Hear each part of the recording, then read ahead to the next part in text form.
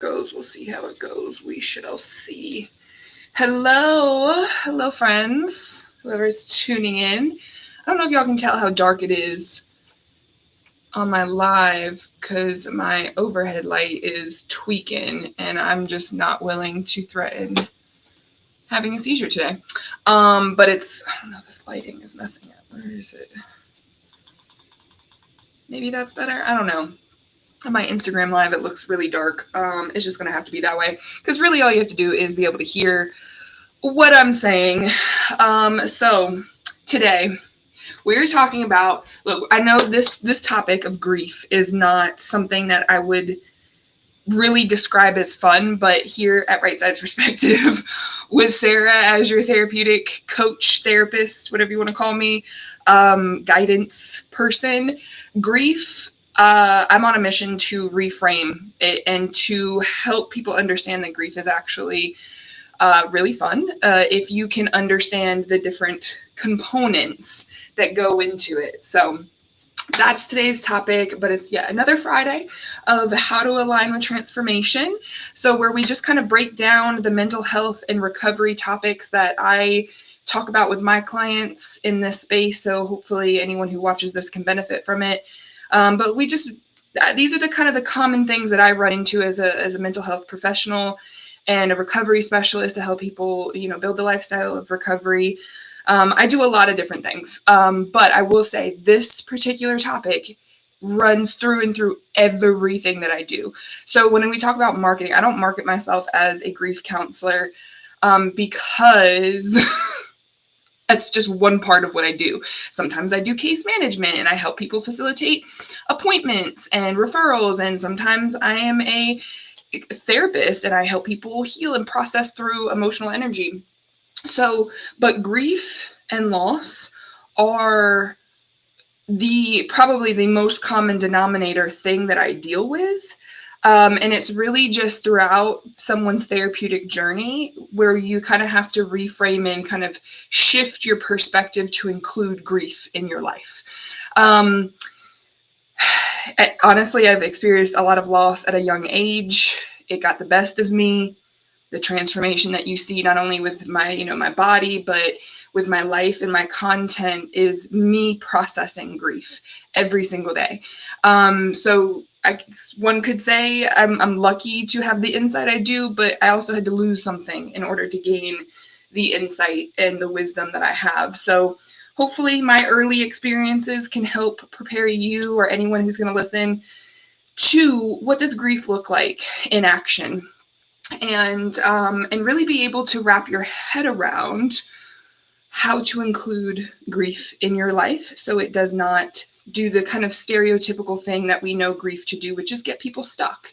But it is not all about death and dying. I promise you. That's why I was like, I'm going to try to make it a little bit more fun because a lot of people, I want to introduce you to like the foundation of information I think gets people stuck. And then I want to expand it a little bit more to give you that perspective shift that hopefully everyone can expect from me when I geek out on my psychology and behavioral science brain. So, all right, let's start here. So when we talk about grief, and even in my education, my formal education, grief is taught about the stages of death and dying. And so Elizabeth Kubler-Ross is a name that gets thrown around a lot in academia as this is what you have to understand about grief. I was trained that way. I started applying that information. It, to me, was just not effective. I felt very restricted by understanding there's only 5 stages of grief. So to recap, the stages of grief under the model of Elizabeth Kubler-Ross, who developed this framework and theory, a little bit of background is actually these 5 stages, which are denial, anger, bargaining, depression, and acceptance. And I write that down because I can't remember them because I am already in the expansion of that model. Those are kind of a general flow and understanding of what you can expect with grief and death and dying, right? But here's the thing that I didn't even know until I started actually doing a little prep work for this particular talk, because I had to remember what the actual 5 stages of grief were. Those stages were developed specifically observing people who were dying, people who were going through the process of end of life and preparing for that. So when we talk about like general public, like how do we cope with grief? There are not really that many models that I have found until I developed my own to help a person understand what grief actually looks like if you're not the one dying. Like, if you are not the person going through those stages of denial, anger, bargaining, and acceptance, and, ultimately then you're ending your mortal life here on this planet, then what the frig do you do? Okay, so that's where over the course of like the 10 years of me running into grief, but then of course my own grief journey, which I will share towards the end, is that I was like, why are people so surprised by this? Why am I so surprised by this, right? So from the things that I observed, I started to form a new perspective about what grief looks like in action. Because a lot of my journey, again, there's so many different levels into my thinking in this, but I would say the transformation that you guys have seen in my life, not only is practicing what I preach, but was grieving my own things. Me losing weight was me grieving the old versions of myself that held on to my weight as a protective factor. So when we talk about what grief is, we also have to include what loss looks like. And if your relationship with losing things is extremely frustrating, then hopefully this will help you. I'm going to share 2 different acronyms. So if you've watched some of my other videos, I did a video on how acronyms affect your mental health, and then how also they can help. And part of my creative outlet is creating new meaning to the words that are commonly intersection with mental health and recovery. So for example, you guys have heard fine, right? I would be like, oh, I'm fine. It's fine. It's fine. Forgot I need to experience. There's 4 letters in that, sorry. Forgot I need to experience. Just to remind us, because our natural existence is quite inverted, just the same way that this camera is, it mirrors me. That is how our perception works. So if we're saying, oh, we're fine, we're usually processing outside in. And when we're talking about mental health, we have to be able to pivot and swivel back to inside out, because our experience is actually fully in here, and it's something that we have to learn how to express, or we have to broadcast and illuminate to someone to be able to help bridge the gap between my truth and that person's truth, especially from an emotional space.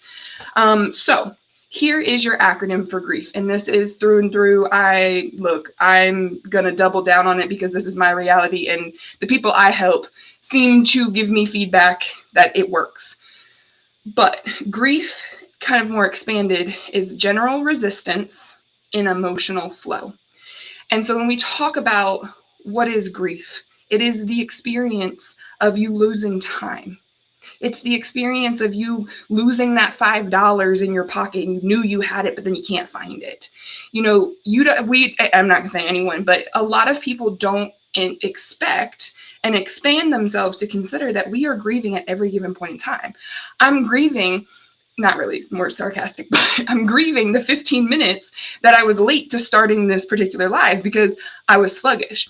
And part of the reason that I'm sluggish this week, was because there was an immense amount of people losing, my clients losing realities, people, just honestly in one day. Then if you broaden it out to the bigger perspective of what's going on in the world right now, for some reason, because again, I'm an emotional person, I'm just here to help y'all make it make sense, but we had a volcano erupt, one that is very live and active, but has never been that active for so long. So there is, and I don't know who or what was affected by it. I just know that when the earth experiences something to that magnitude of a volcano erupting, if people lose something, if they lose their peace of mind, that's felt around the world, whether it be through the media, whether that be through someone that you know. If you know someone is going through a hard time and they just lost, a person in their life, you are going to feel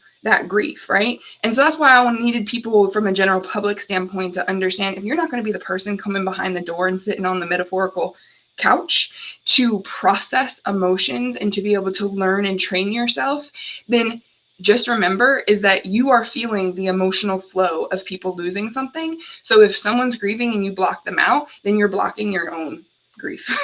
You're blocking your own emotional flow. So what I want people into, how I kind of expand what just the stages of grief are, again, for those are for people who are going through the news of their maybe losing their life, because that model was specifically observed about people dying, the people who were actually experiencing the process, not the people who were standing around them losing a person, right? There are multiple different realities, and I'm not going to get into the whole like quantum physics version of realities. I'm just saying, if you've got 3 people in a room, there are 3 different perspectives that human beings are processing to the same degree. If you guys are seeing me from a camera point of this perspective, but if you were to stand here behind me, you would be seeing something completely different behind me, right? Now, that's not necessarily related directly to grief, but that's related to the intersection of how one person losing and grieving is also going to look and feel different to another person experiencing that grief as well. So, but the underlying common denominator through and through, from my experience and just observation thus far, is that everyone has an emotional experience that moves through them. And if you are not prepared to understand, identify, interpret, as well as, and then also use that emotion with intention, that is where you see the stereotypical grief, burnout, mourning periods that go along. There's actually a diagnosis of, I think it's prolonged grief disorder. So remember, that's why I don't get stuck on diagnoses, is because grief can be a very prolonged thing if you do not have the right type of support to help you not only move energy through your body, but also to recondition your mind to realizing how to use that energy. And especially when we talk like, oh, I see a lot of people ask on like social media, can you recommend a grief counselor? Can you do this, right? And so if I had to say just briefly the misconceptions about like what, therapy and the different types, any person with experience of grief can give you a perspective of how to overcome it. Now, you want to be mindful of like who you're asking, because you have some people who just be like, oh yeah, I pray for them every day and I died, and we just move on, the person's gone, just move on. That's not giving you a very in-depth, full, balanced, right-sized perspective of what really truly a healing process has to look like. As well as also, how do you just not block out the emotions that are really just tough to deal with? So now sharing my personal story of what that had to look like for me. So instead of you guys, because any person is going to personalize information when I'm talking. So if you guys reflect on your own, losses during this time, just please be mindful of your breathing.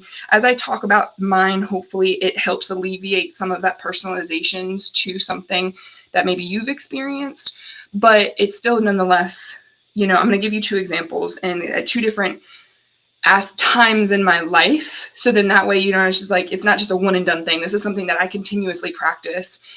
Not only did I create it and hopefully it can help someone else, but I continuously practice and have to remind myself that I am grieving generally every point of my day.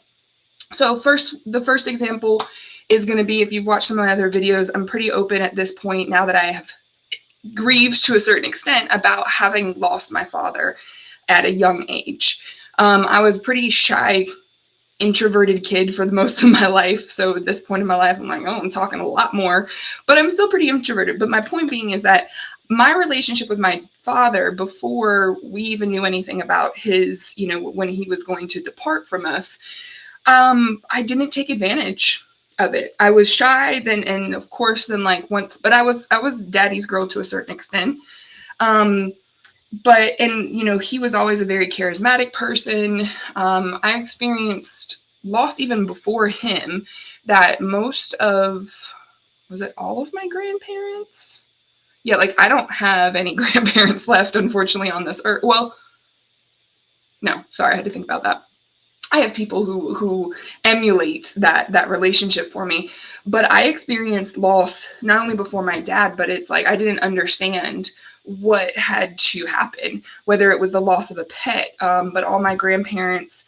I never met my paternal grandfather, but my paternal grandmother was my best friend. So when she passed, there is one example of me just bottling everything up. I did not know emotions. No one really, I mean, not that I had anyone in my life, and I went to therapy. My parents brought me to therapy at that time, but I was not a talker. I was not an experiencer. I was not a feeler. I was an eater. So I literally just not only ate my emotions, but I literally just stuffed them down. I was fine. I'm fine. I was not experiencing anything.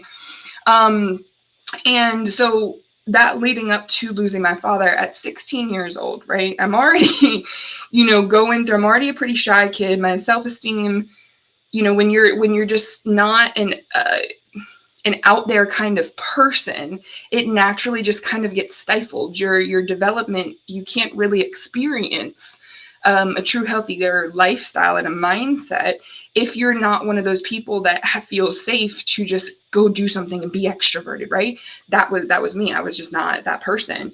And so when my father passed, I was also at an age where as a teenager, you start to see a lot of tension. And that's just naturally because we're starting to learn and understand the world a little bit more intentionally, and we're naturally developing. But at the same time, what I didn't know is that he had a brain tumor developing, and that started to affect his behavior. So I look back, I have this one memory of when I was playing softball. My dad used to be a coach for all of my, my peewee teams.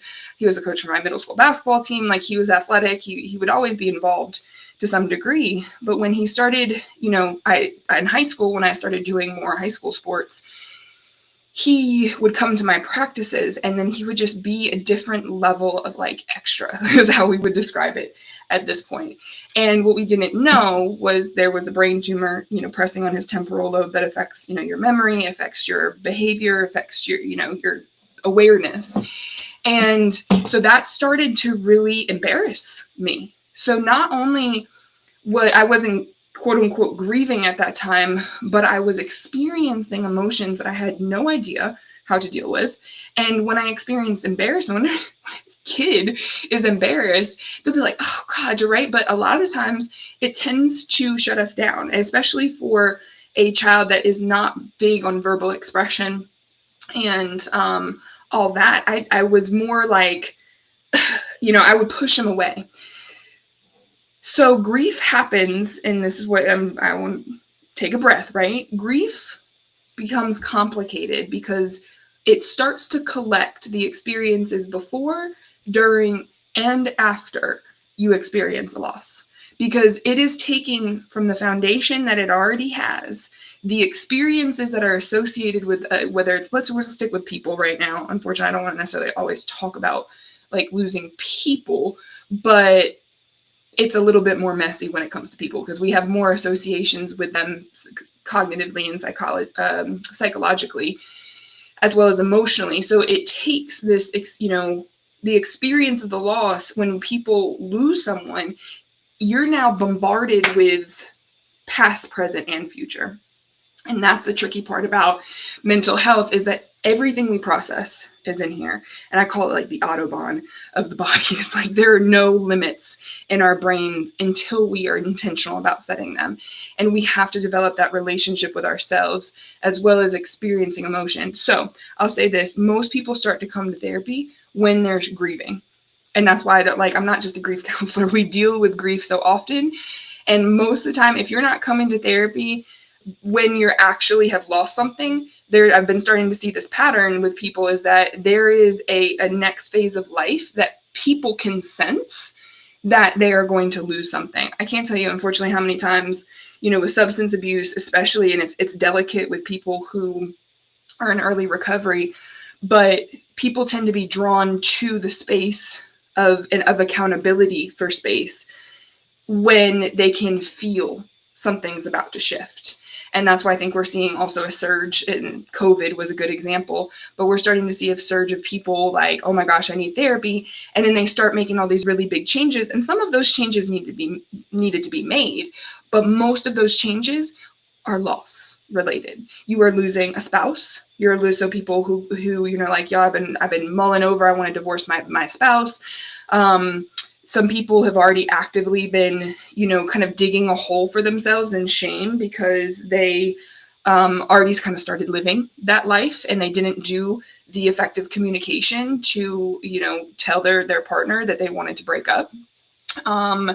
Some people literally experience losing a loved one. Some people, and this is where addiction is, and why I'm hoping addiction can also transmute the message to the general public, is that you can learn from, is that people who are in recovery have to process loss at immense amount of immense amount of experiences, then I would say compared to others, is because not only have they been through a lot of things already, but every social situation, they lose out on an experience that the majority of people are experiencing. Right? If you're choosing sobriety, then you're around people who are experiencing a whole different reality while you experience yours. And a lot of times that's very overwhelming because alcohol, we all know, takes the edge off. It takes this, right? But it also lets us run rampant into this space where we don't have that limit and we start to collect even more things that we're likely going to grieve. Because how many times have y'all gotten into some like weird things on a drunk night, right? Like, or we say something that hurt someone's feelings. And that is an example of grief. You just lost, and maybe it was a respect from a friend because you hurt their feelings, or you lost something, right? So can be overwhelming as well as very important to understand is that grief is literally in every layer of life. Every layer. So why I made the acronym General Resistance and Emotional Flow is that when you're grieving, all that means is that you're having an emotion that you need to take your hands off, not the metaphor, just the metaphorical wheel, not the actual wheel if you're driving, okay? Just take your hands off the wheel and come back to your breath and come back to the regulation, because it is an emotion that your body has to experience, so then that way it does not collect. Okay, so back to my story, right? Whereas I had these experiences that I was collecting even before I knew my dad was sick. Then, I'm not going to go into the nitty gritty because it can get a little emotional, but the experiences of watching him be sick, okay? Didn't realize that was grief. Then we have his actual passing, and emotion at that point, I was just shut down. I didn't even cry at his funeral or his memorial service, because your brain is just going to start protecting you at that point. So if you're ever experiencing, we generally all have a degree of coping that is, whether it be maladaptive or not, but a degree of coping that your brain can manage. But then if you are going apathetic, it's still managing it for you, but it's like, yeah, that's where your memory starts to go. That's where, like, when we talk about trauma and flashbacks and all that, grief and loss can be a trauma, but it's mostly because it's the dysregulation that we're not aware of happening internally that starts to affect how your brain's like, oh, no, we're going to shut this down because you're under stress. It's managing things for you, right? And you can have a visual representation of that in Inside Out is a really good, they painted the picture of it being more of a positive experience, but that's all the inner workings and the inner engineering of what's going on that we don't have a visual for, right? Biology class, maybe you got the different systems, and what I'm on a mission to do is teach why we learn those things in school and how they apply to mental health, but it's not today. But grief is that experience of what's going on inside of you as you're experiencing what's happening to you. Trauma is what's happening inside of you, not necessarily what's happening to you, but trauma has to include grief. It has to include understanding, stop resisting the emotions that your body naturally produces to help guide you, right? So we collect these experiences. So by the time I got to, my dad's memorial service, I can't really remember. I do remember what outfit I wore because I was already into fashion at that point. But my brain doesn't let me remember until I start conditioning it to remind me, what am I not processing? Because at that point I was just holding on to, just kept expanding. Food was my coping skill at that point, to try to help, regulate something. Fiber is amazing, right? It'll take a lot of things out your body, but it will not take every emotion out your body. It will help regulate a lot of things, but it will not help you regulate your mind. But it will help. Yeah, anyways, tangent. So we go to flash forward 10 years, 10, 15 years maybe. I think this was around, actually, you know what? Do I have it? Yes, I've got the date right here. So, hold up. The trusty journal. Really? Did I just drop all of that? I just dropped all of that. I wanted to talk about one thing specifically, because if anyone is to watch this video and you guys are like, okay, I need to do some grief work, journaling is, a great way. Please have something that's going to ground you in the moment. Journaling is what started it for me, and I've cycled through. But I want to just read y'all the question that really set off me truly starting to grieve. And so my dad died in 2005. And so this was back in 2019, 2020-ish. And I started, what date is this? The question was, what is the one day, hold on, let me find it. I probably should have found it before this moment, but I didn't.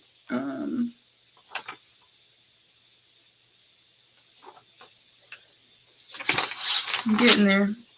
I always tell you, don't do long pauses on lives, but here we are. So we're in 2020, so that's 15 years. 15 years later, did I ever start to really open myself up to how to experience grief and emotions? And it was this one question I got off online. It was a journaling prompt, and I believe it was something, I'm trying to find the actual prompt, but I remember it was essentially, what is one day in your life that you will never forget that truly impacted you? See, not resisting the emotions, but I can feel it coming up already. And it was the morning that my father passed. And that was because it was the last time I ever spoke to him. Well, spoke at him. He was nonverbal at the time.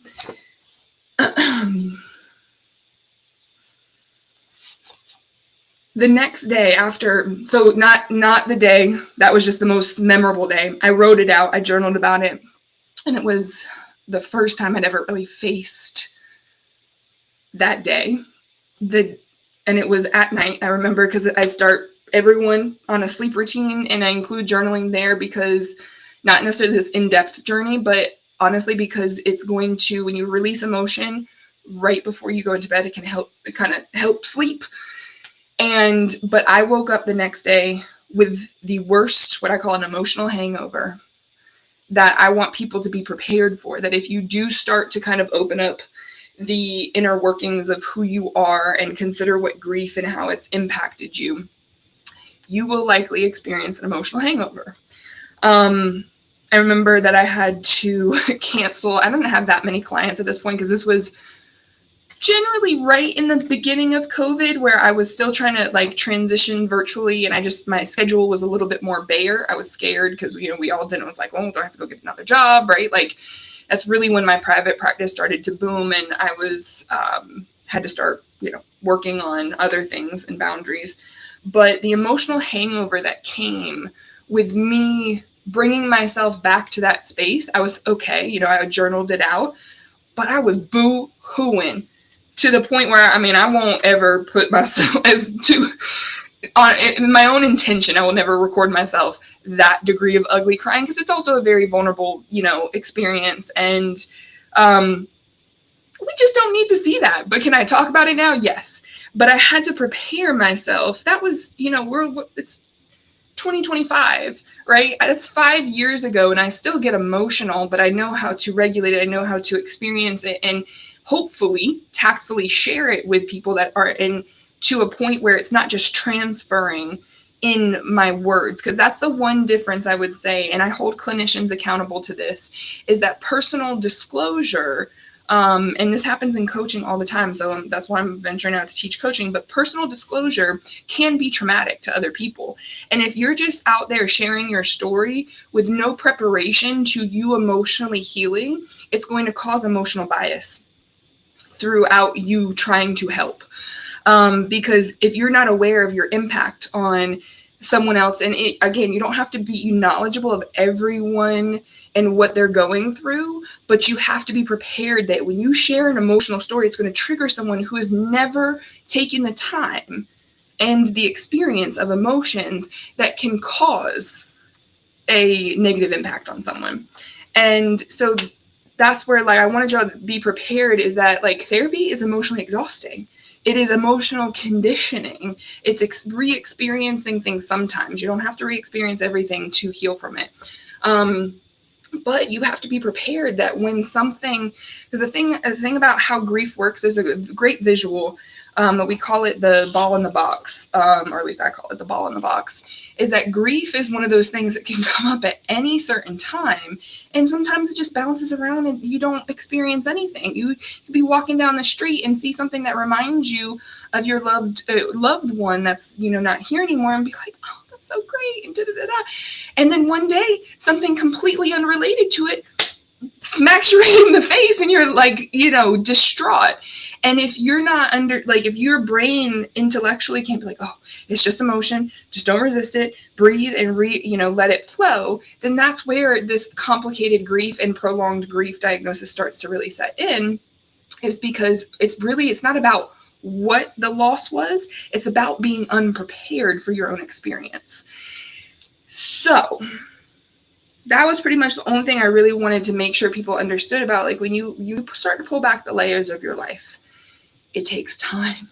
I'm on year 7 at this point, and I would never regret it. I've transformed my life. I've transformed I've not really changed much about myself. I just changed my perspective, and to be able to deal with the things that I'm dealing.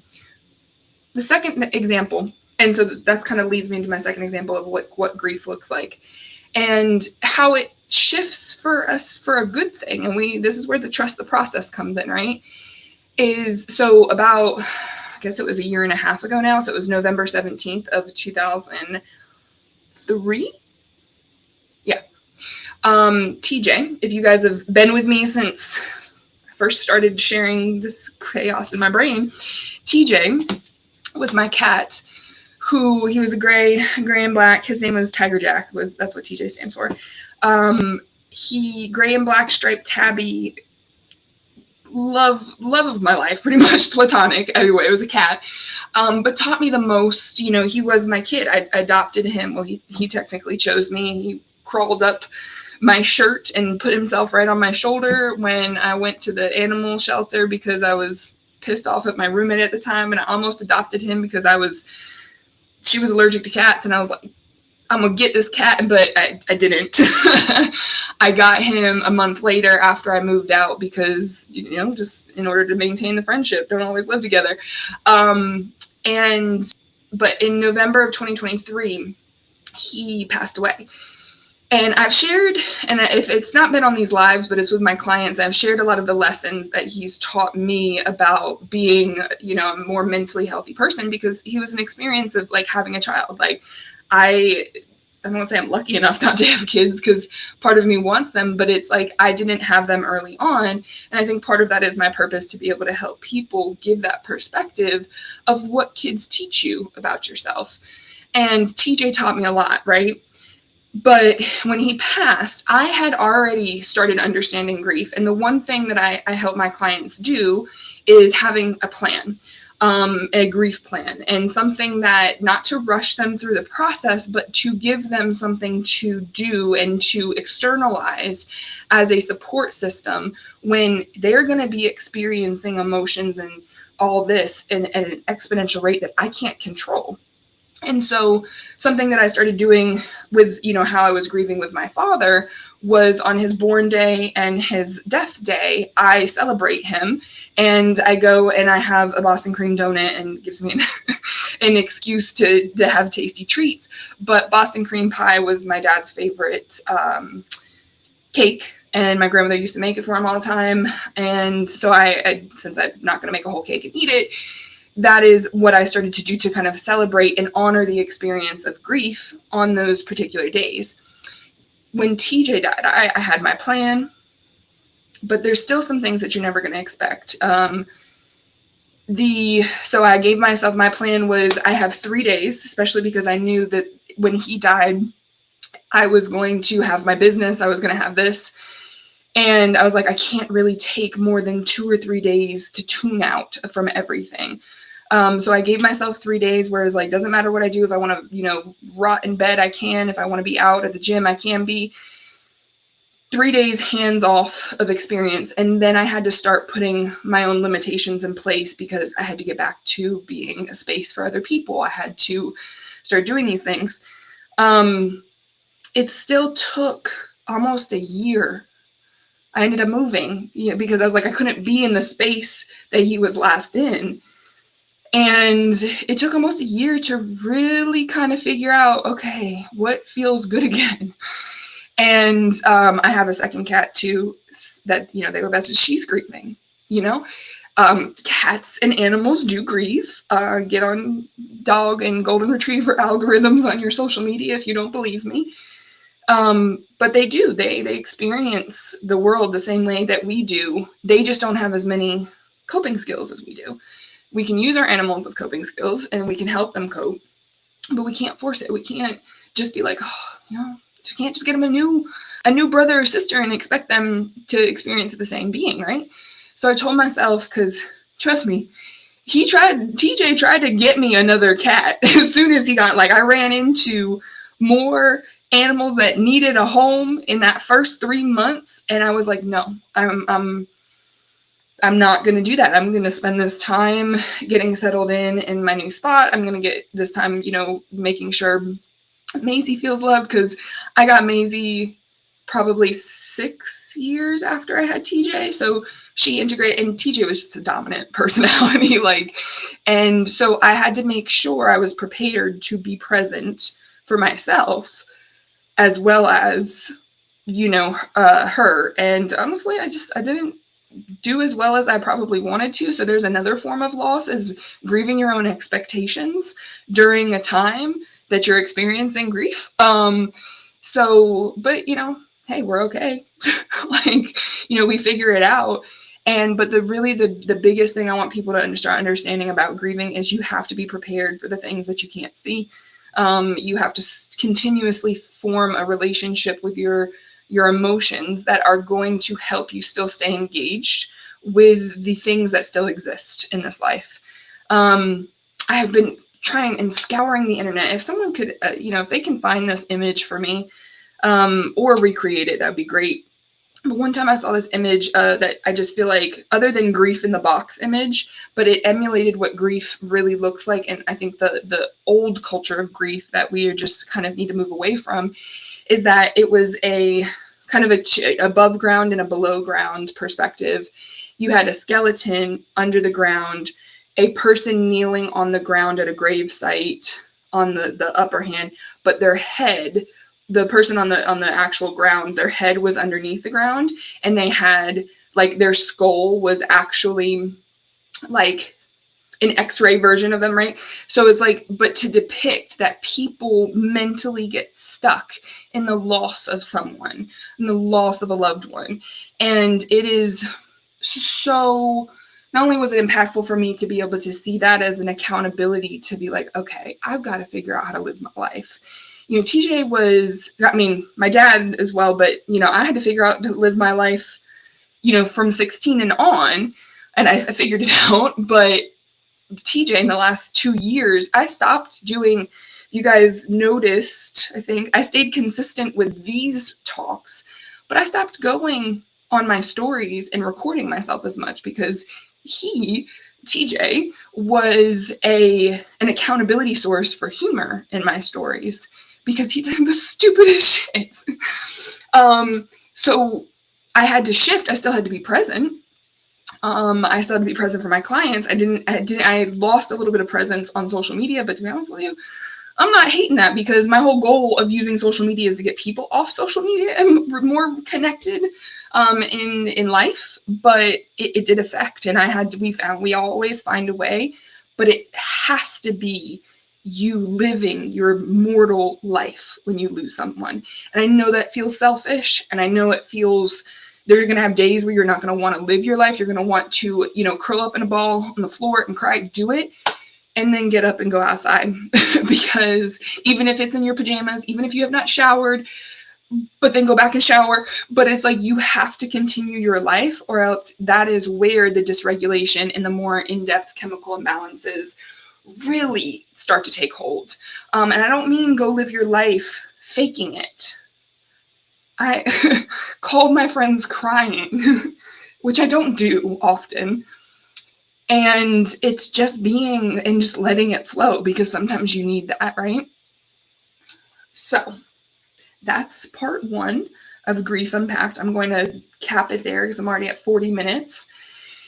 And the tears have welled up in my eyes to the point where I'm going to go outside just for a brief minute before my admin meeting starts, which is right now because I was 15 minutes late. But general resistance and emotional flow.